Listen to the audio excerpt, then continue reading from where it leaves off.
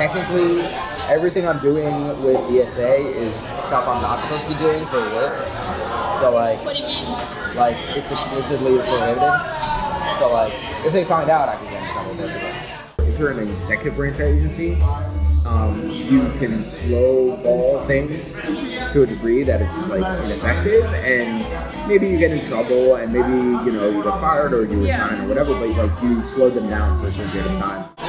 Like, I have a friend who works as a contractor for DOD, and he has a TS clearance, and he's very active. I have informed them. I filed all the paperwork I needed to file. Yeah.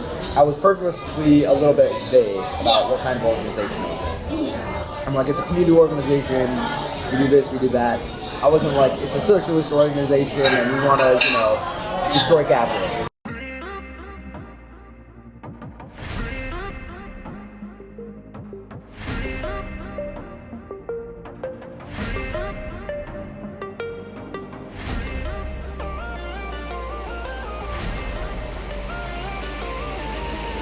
I feel like I'm gonna get James O'Keefe here.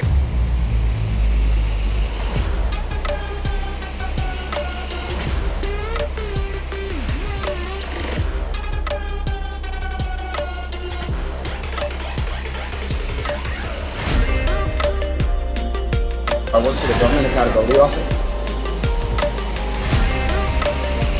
Technically, everything I'm doing with DSA is stuff I'm not supposed to be doing for work.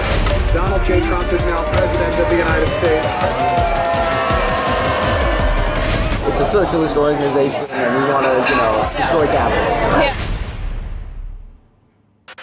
The vast administrative state, departments and agencies, is filled with people who are not elected, who are not held accountable, who illegally resist, and who do so quite brazenly. Now, this cabal of deep state people is not just limited to the executive branch. It pervades all aspects of government, including government oversight agencies, like the Inspector General's office. Our investigation in Washington, D.C. took us deep inside this group, Democratic Socialists of America, where we met people with top secret security clearance, some self-described communists who abuse their positions in government and talk openly about overthrowing our capitalist system. I am a government auditor, so I work for the Government Accountability Office. That is Natarajan Subramanian, an auditor for the Government Accountability Office. The GAO, as it's called, is supposed to be an independent, nonpartisan agency that investigates how the federal government spends taxpayer dollars. Subramanian is also an avowed communist and a committed member of DSA, the Democratic Socialists of America. We have a bunch of just like communists, prefix, and that's basically me. We have some folks who are like Trotskyists or Marxists. Subramanian admits that he is not alone, that there are many DSA socialist operatives working inside our federal government. A number of DSA employees are federal, or DSA employees. DSA people are federal employees. Yeah. Like, I feel not about capitalists just because it's the biggest employer here, right? So, yeah. A couple of them are like full-time on political campaigns right now. Yeah. So like when those end, they're like kind of up in the air. There's some like legislative, some policy people. It's kind of all over the place. People from like various agencies, usually executive branch. These people, these socialists, are not helping our government. They are actively subverting President Trump's policies. Like, if you're an executive branch agency, you can slow ball things to a degree that it's like ineffective, and maybe you get in trouble, and maybe you get fired or you resign or whatever. But like you slow them down for a certain period of time. Slowballing, slowing things down. Bill Marshall, Judicial Watch, tell us about this one. Yep, inertia, James. It's all about hindering the incoming president's agenda by, in his words, slowballing.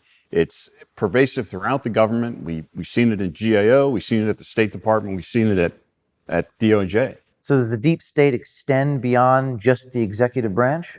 Absolutely. It's pervasive throughout the government. We see it at Judicial Watch, in virtually every agency that we deal with.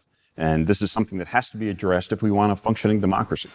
Subramanian admitted one DSA friend works for the Department of Defense and has top secret clearance. Like, I have a friend who works as a contractor for DOD, and he has a TS clearance, and he's very active. Really? Yeah. What kind of DoD stuff does he do? He works on Syria. On Syria?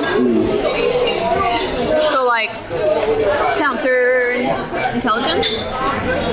No, it's more just like, war-related stuff. Okay. He doesn't like it. He's trying to get out. That's right. A card-carrying member of the Democratic Socialists of America is involved in Defense Department war planning. We believe this is just the tip of the iceberg. Listening to Subramanian should worry every Democratic American. So when you're at work, can you do DSA stuff too? Like when you're actually in the office? Can is a weird question, right? I would get fired if they knew that I was, and I do. Yeah. I do it on my phone. It's like, I'm in the clear. No one knows. I spent 6 hours yesterday doing social media for DSA. Technically, everything I'm doing with DSA is stuff I'm not supposed to be doing for work. So like, What do you mean? like it's explicitly prohibited. So like, if they find out, I can get in trouble basically. So this guy, Subramanian, an auditor for the Government Accountability Office and self-described communist, is particularly brazen about all the various rules he's violating. Steve, tell us what's going on here. Well, although the GAO is exempt from the Federal Hatch Act, it does have its own internal guidelines, including the Yellow Book and an ethics handbook that basically apply to GAO employees the same standards as the Hatch Act. That means no use of federal time to engage in partisan political activity. As a GAO employee, Subramanian is required to fill out activity and financial disclosure forms annually. He is supposed to declare outside income and any activities that might be considered conflicts of interest. I have informed them. I filed all the paperwork I needed to file. Yeah. I was purposely a little bit vague about what kind of organization it was. I'm like, it's a community organization. We do this, we do that. I wasn't like, it's a socialist organization and we want to, destroy capitalism. The disclosure forms ask how much time is spent on the outside activities. Subramanian listed 0 to 10 hours per week for his, quote, social welfare organization, unquote. How much do you think that you work for DSA? Like per week? Probably like 20 hours. 10 or 20 hours. I don't know. It depends on the week. Yeah. But like, I was doing DSA stuff at work today. So here we have not only using federal time and resources to engage in partisan political activity, we have somebody who's lying about it. And lying about it on an official government form could implicate 18 U.S.C. Section 1001, which is a very broad law that actually prohibits lying to the federal government. And when they get on my ass about it 3 years from now, when they actually realize what I've been doing so Yeah. I'll be like, well, I've been filing these disclosures every year. Like, Yeah. So these forms right here, these are the actual federal government ethics and financial disclosure forms that Nate Subramanian lied about. He just masked the fact that he was doing all this Democratic Socialist of America work. James, how did you get these forms? We can't even get these forms at Judicial Watch because GAO is not an executive branch agency. It's not subject to the Freedom of Information Act. Funny you mention that. Nate Subramanian, he actually just voluntarily gave us the forms. He just gave them to us because he knew that nothing would happen to him. He knew there'd be no accountability. That's exactly why we need more transparency in the government, more exposure of forms just like these across the government, including at the GAO. We heard a very similar story from State Department employee Stuart Carafa in part 1 of our series. It seems these guys all know they can get away with anything.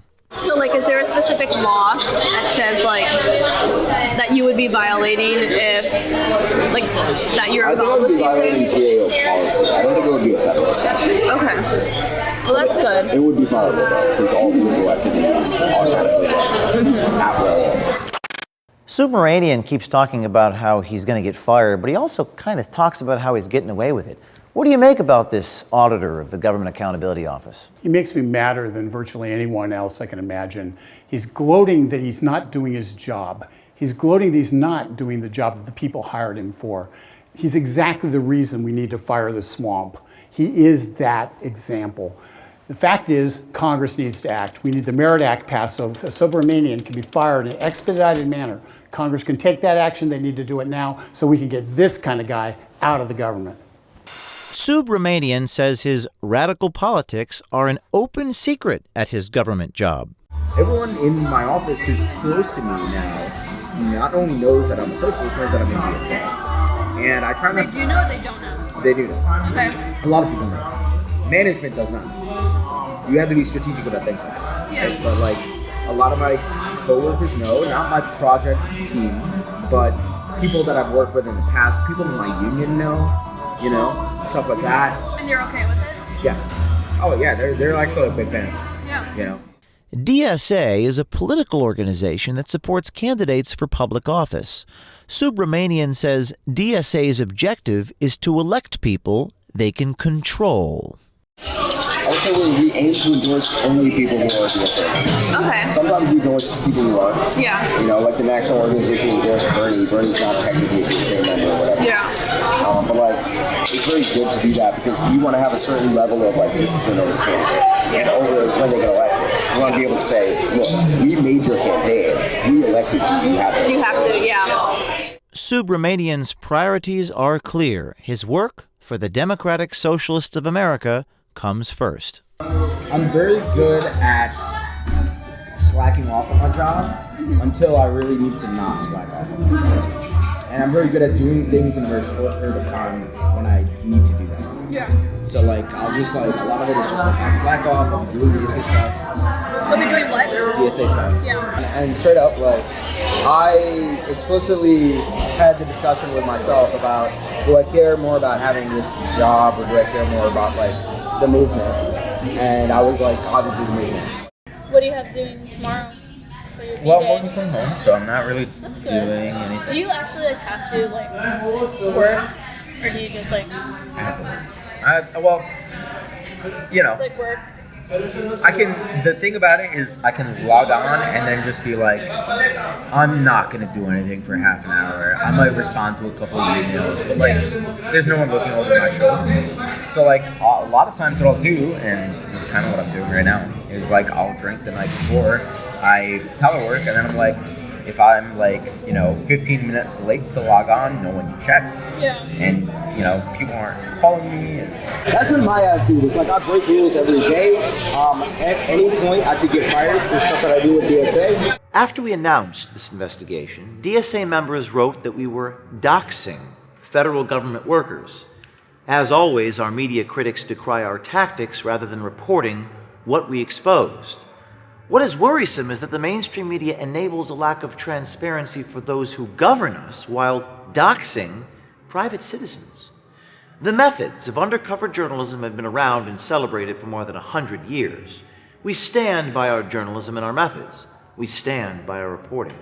And spare us the indignation over our ethics when the professionalism of journalism has abandoned its raison d'etre of truth to power, truth and transparency to those who govern. It's time for the reforms, for the executive and legislative branches to stop abdicating their responsibilities. Privacy does not belong to the federal government workers on the job.